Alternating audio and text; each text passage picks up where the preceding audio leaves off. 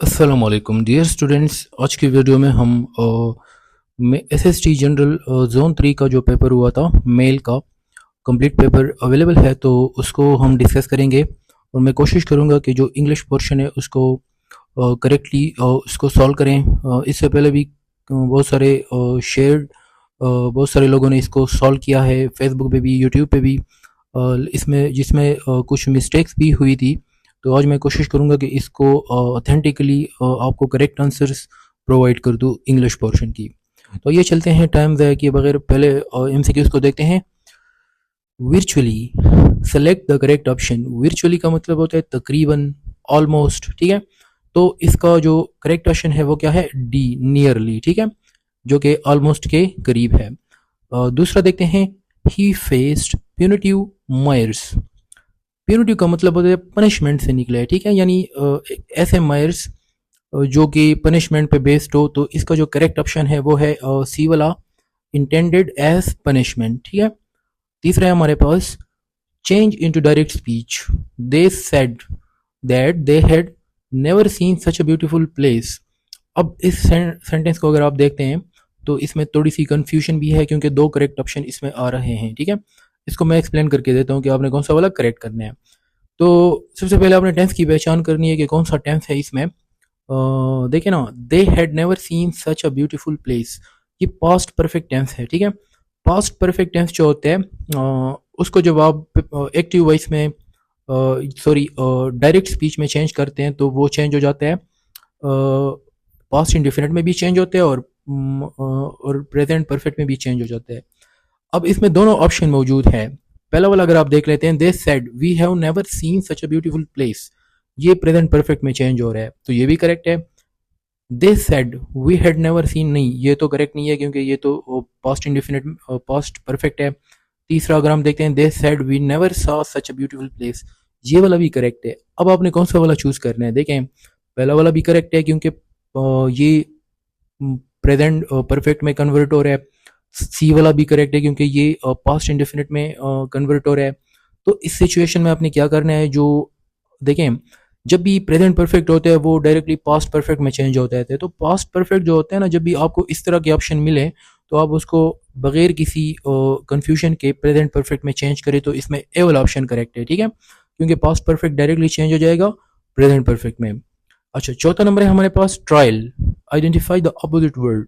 अच्छा देखें, ट्रायल का मतलब होता है इसको हम अगर एज ए वर्ब लेते हैं तो इसका मतलब होता है, यानी जब आप ज़मीन पर चलते हैं और रगड़ रगड़ कर, यानी ज़ोर ज़ोर से कदम रख कर चलते हैं, तो इसको ट्रायल कहते हैं।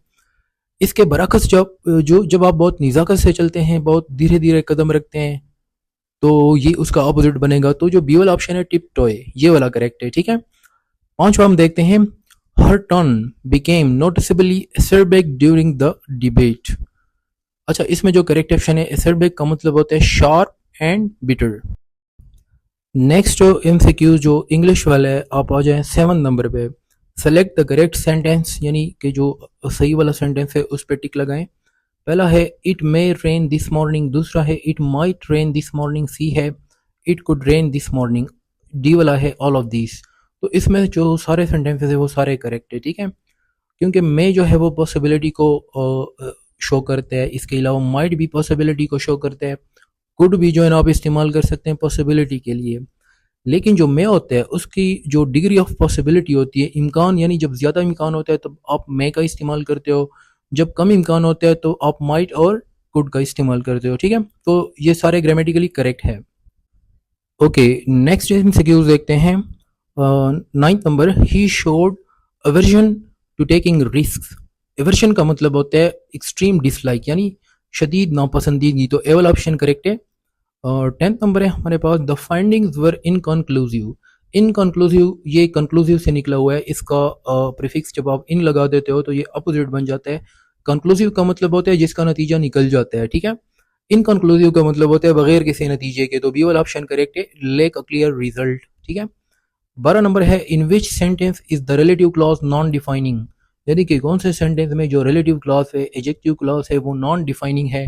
नॉन डिफाइनिंग को हम नॉन एसेंशियल भी कहते हैं, ठीक है, नॉन रिस्ट्रिक्टिव भी कहते हैं, ठीक है। रिलेटिव क्लॉज जो होते हैं ना, एडजेक्टिव क्लॉज भी हम इसको कहते हैं, तो ये दो तरह के होते हैं। एक रिस्ट्रिक्टिव रिलेटिव क्लॉज होते हैं, या जिसको हम डिफाइनिंग रिलेटिव क्लॉज भी कहते हैं।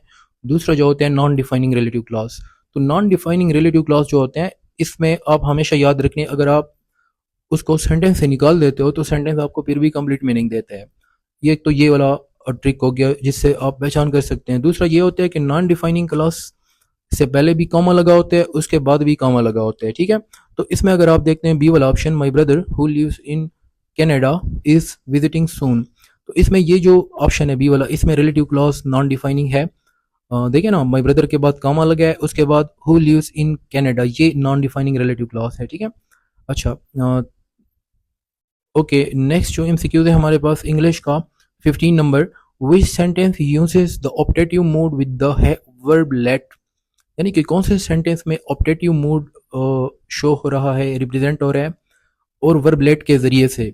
देखिए ना, ऑप्टेटिव मूड वाले सेंटेंसेस वो सेंटेंसेस होते हैं जिसमें कोई विश होती है, आप वो जाहिर करते हैं, प्रेयर को जाहिर करते हैं, या जब आप किसी को दुआ देते हैं, या इस तरह के जो एक्सप्रेशंस होते हैं उसको हम ऑप्टेटिव मूड कहते हैं।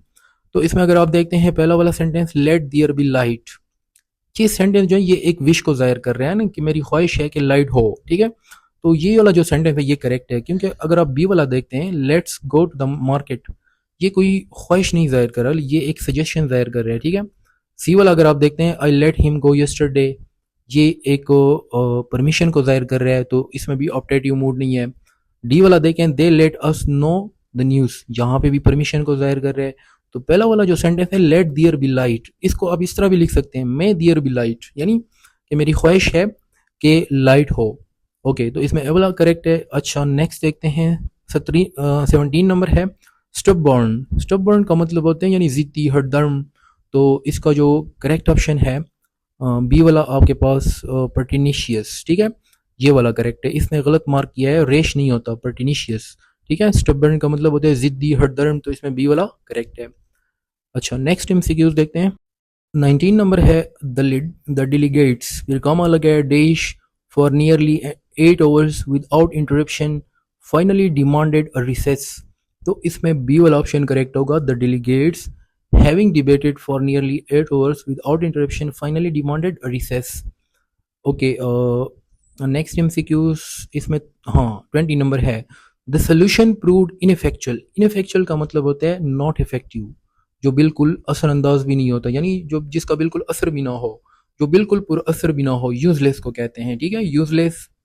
तो नॉट इफेक्टिव और सी वाला ऑप्शन इसमें करेक्ट है। अच्छा, एमसीक्यूज नंबर 21 है, choose the most appropriate prepositional phrase to fill the gap, यानी ये एक जुमला है जिसके शुरू में डैश लगा है, इसमें अपने प्रीपोजिशनल फ्रेज को फिट करना है। Dash repeated warnings, the clerk continue to submit incomplete reports, यानी मुसलसल वार्निंग मिलने के बावजूद भी जो क्लर्क था वो रिपोर्ट जो था वो इनकम्प्लीटली सबमिट करा रहा था, ठीक है। अब इसमें दो वाले ऑप्शन आ सकते हैं, डिस्पाइट ऑफ, बी वाला डी में है इंस्पाइट ऑफ। तो इसमें जो एक्सप्रेशन है बी वाला, इसमें डिस्पाइट के साथ ऑफ लगा है, डिस्पाइट के साथ कभी भी ऑफ नहीं लगता है, ठीक है, इंस्पाइट के साथ ऑफ लगता है। तो इसलिए बी वाला ऑप्शन करेक्ट गलत है, क्योंकि अगर सिर्फ डिस्पाइट होता तो ये करेक्ट होता। डिस्पाइट का मतलब और इंस्पाइट ऑफ का मतलब दोनों को आप इंटरचेंजेबली इस्तेमाल कर सकते हैं, लेकिन डिस्पाइट के साथ आप ऑफ नहीं लगा सकते। तो इसमें डी वाला करेक्ट है, in spite of the repeated warnings, ठीक है। ओके, 22 नंबर है, identify the dangling modifier and correct it, यानी इसमें डेंगलिंग मॉडिफायर आपने निकालना है और इसको क्या करना है, सेंटेंस को सही करना है। Having finished the report the meeting was called, इसमें आपका जो डेंगलिंग मॉडिफायर है ये वाला है, हैविंग फिनिश्ड द रिपोर्ट, ये वाला जो है ये डेंगलिंग मॉडिफायर है जो कि मीटिंग को क्या कर रहा है, मॉडिफाई कर रहा है।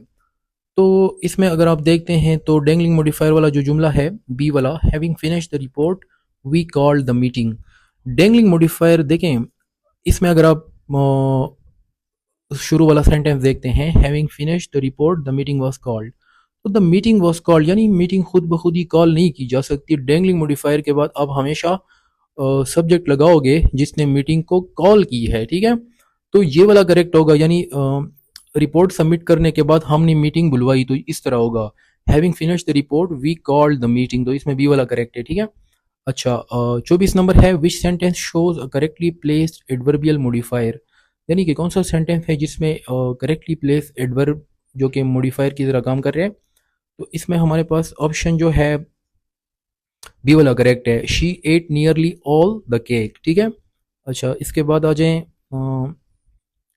27 नंबर पे, what do the remittances mean. Remittances का क्या मतलब होता है, ये रिपीट हुआ है, जोन 1 में भी आया था, इससे पहले भी 2 टेस्टों में रिपीट हुआ है।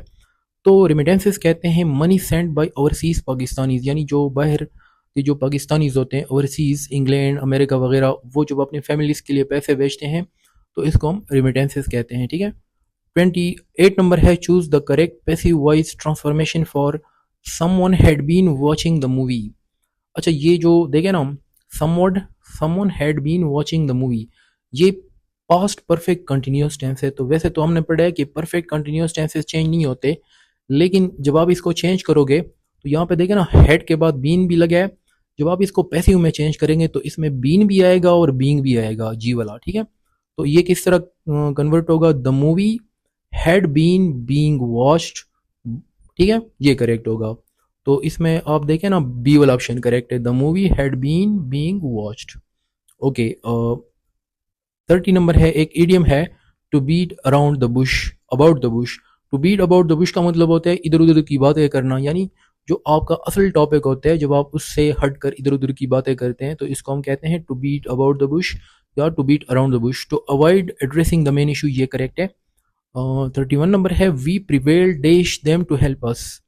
तो प्रिवेल के साथ आप ये फिक्स्ड एक वो है फ्रेजल वर्ब है, prevailed upon them to help us, यानी प्रिवेल्ड अपॉन का मतलब होता है कन्विंस, टू कन्विंस समवन। तो we prevailed upon them to help us, यानी हमने उन्हें कन्विंस किया, राजी किया कि वो हमारी मदद करें। 32 नंबर है, identify the subordinating conjunction in this sentence, she stayed calm even though, even के साथ दो लगता है तो इसमें बी वाला ऑप्शन करेक्ट है। 33 नंबर है, विच sentence correctly uses the subjective in a fixed phrase. तो इसमें आपके पास सब्जेक्टिव जो होते हैं ये मूड्स होते हैं ना, 3-4 तरह के मूड्स, तो हम इसके डिटेल में नहीं जाएंगे। तो इसमें जो ए वाला ऑप्शन है ये करेक्टली फ्रेज बना है, गॉड हेल्प अस ऑल, अल्लाह हम सबकी मदद करे। ठीक है, ये वाला करेक्ट है। 34 नंबर है, her confidence was precarious at best. Precarious का क्या मतलब होता है, प्रिकेरियस का मतलब होते हैं अनस्टेबल। ठीक है, तो इसमें ए वाला ऑप्शन जो है ये करेक्ट है, इसने रॉन्गली इसको मार्क किया है। 35 नंबर है, select the relationship which is a mismatch, यानी 4 ऑप्शंस दिए गए हैं, इनमें रिलेशनशिप है। फॉर एग्जांपल ए वाला है गोट मटन। गोट क्या होता है, बकरी होती है, इससे जो हम प्रोडक्ट लेते हैं वो मटन होते हैं। काफ, उससे हम जो प्रोडक्ट लेते हैं उसको व्हील कहते हैं। काउ से जो हम प्रोडक्ट लेते हैं, गोश्त लेते हैं, उसको बीफ कहते हैं। चौथे नंबर पर लिखा है कि शीप से जो हम प्रोडक्ट लेते हैं उसको रैम कहते हैं। नहीं, ये गलत है, क्योंकि शीप जो है ना फीमेल गोट को कहते हैं, सॉरी बेड को, जो बेड होते हैं उसको कहते हैं, जबकि रैम जो होते हैं या राम भी कह सकते हैं, ये मेल जो शीप होते हैं उसको राम कहते हैं। तो यहाँ पे जो रिलेशनशिप है वो प्रोडक्ट वाला नहीं है कि जिससे हम प्रोडक्ट लेते हैं, बल्कि यहाँ पे मस्कुलिन फेमिनिन का रिलेशनशिप है। तो डी वाला जो है ना रिलेशनशिप मिसमैच है। 36 नंबर देखते हैं, choose the correct passive form of he had completed the work before the deadline. Past perfect है तो the work had been completed by him before the deadline, ये वाला करेक्ट होगा। तो ए वाला ऑप्शन इसमें करेक्ट है, the work had been completed by him before the deadline. 37 number है, change into direct speech, they said they that they were going to leave soon. ठीक है, दे वर लगा है तो पास्ट कंटिन्यूस है, इस ये जो पैसिव एक्टिव में कन्वर्ट होगा तो ये प्रेजेंट कंटिन्यूस बन जाएगा। They said we are going to leave soon. ठीक है, तो इसमें ए वाला ऑप्शन करेक्ट है। ओके। 38 नंबर है, the chairman remain deeply committed to. कमिटेड के साथ टू लगता है तो इसमें बी वाला ऑप्शन करेक्ट है। अच्छा, नेक्स्ट एमसीक्यूज हम देखते हैं 41, change into direct speech, he said that the train had already left. इसको आप डायरेक्ट स्पीच में कन्वर्ट करें तो the train had already left, ये पास्ट परफेक्ट है तो ये प्रेजेंट परफेक्ट में चला जाएगा। They said the train has already left. ठीक है, तो इसमें आपके पास बी वाला ऑप्शन करेक्ट है। नेक्स्ट जो हमारे पास है 43 number, which sentence uses commas correctly to avoid misreading of coordinate adjectives. अच्छा, यहाँ पे देखें इस तरह के एमसीक्यूज यानी कि दो एक नाउन है और दो एजेक्टिव्स है जो एक ही नाउन को डिस्क्राइब कर रहे हो। जब भी दो एजेक्टिव्स आ जाते हैं और वो एक ही नाउन को डिस्क्राइब करते हैं तो आपने दोनों एजेक्टिव्स के दरमियान कॉमा लगाना है, ठीक है। तो इसमें जो पहला वाला ऑप्शन है, it was a bright sunny day. तो ब्राइट एंड सनी ये दोनों एजेक्टिव्स है जो कि डे को मॉडिफाई कर रहे हैं, इसलिए ब्राइट और सनी के दरमियान आप कॉमा लगाएंगे। तो इसमें ए वाला ऑप्शन करेक्ट है। अच्छा, लास्ट नंबर एमसीक्यूज है हमारे पास, which sentence correctly uses quotation marks with punctuation. ये सेंटेंस जो है ना, इसमें करेक्ट जो है ना कोई भी नहीं दिया है, लेकिन अगर इसका मतलब है कि करेक्ट अगर कोई भी नहीं है तो उन्होंने कीज में कोई ना कोई तो करेक्ट डाला होगा, तो आपने उसको टिक करना है जो तकरीबन करेक्ट हो। She said it a brilliant idea, यानी कोटेशन मार्क्स में आपने बंद करना है उसकी जो कोट्स है। तो she said it a brilliant idea को आपने वैसे कोटेशन में बंद करना था, लेकिन इन्होंने एडजेक्टिव को बाहर निकाला है, तो इस तरह भी हो सकता है।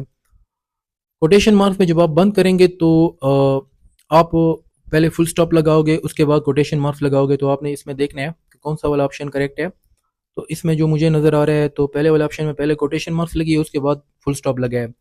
दूसरे वाले ऑप्शन में अगर आप देखते हैं, she called it a brilliant idea, quotation marks लगे है, उससे पहले फुल स्टॉप लगा है, तो बी वाला ऑप्शन इसमें क्या है, करेक्ट है। तो ये था इंग्लिश पोर्शन। आई होप कि इंशाल्लाह ये जितने भी एमसीक्यूज मैंने शेयर किए हैं आंसर कीज, आई होप कि ये सारे ऑथेंटिक है। आप जो है ना इसमें अपनी वो चेक करें और आप कमेंट्स कर सकते हैं कि आपके इंग्लिश में से 29 में से कितने एमसीक्यूज करेक्ट हैं। That is all for today. इंशाल्लाह अगली वीडियो में जोन 4 का डिस्कस करेंगे। तब तक के लिए अल्लाह हाफिज़।